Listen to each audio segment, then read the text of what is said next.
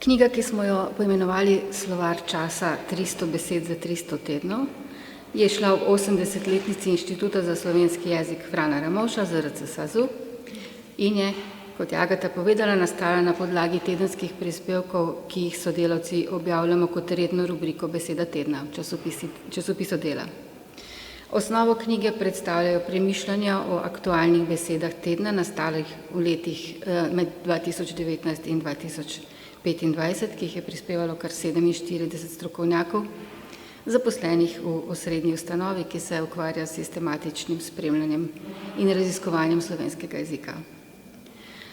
Slovar časa je nastal iz zavedanja pomembnosti slovarja kot živega dokumenta, ki spremlja jezik ter povezuje raziskovalce, uporabnike in jezikovno skupnost.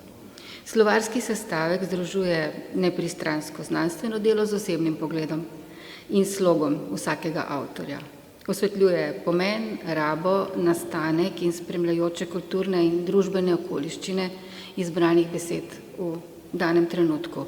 Spomnimo se na prekuženost, cepivo, karanteno, spremljali smo naravne nesreče z besedjem kot tornado, suša, hudournik, dogajanje v politiki, ekonomiji, športu, govorili smo o dvoživkah, kolesarskih pentlah, enajstiricah. Sestavki tako poleg jezikoslovnih informacij vsebujejo tudi refleksije na družbene in kulturne okoliščine, ki vplivajo na nastanek, pomen in percepcijo besed in so tako postali dokument časa, v katerem so nastajali. Osrednji slovarsko-esejistični del slovarja časa pa smo nadgradili s številnimi spremnimi besedili z zanimivimi podatki. Knjiga ponuja kratke razlage leksikografskih terminov, dodatno pa v več spremnih prispevkih predstavi zgodovino Inštituta za slovenski jezik ter uvod v slovaropisje z orisom zgodovine slovenskih slovarjev, slovnic in pravopisov.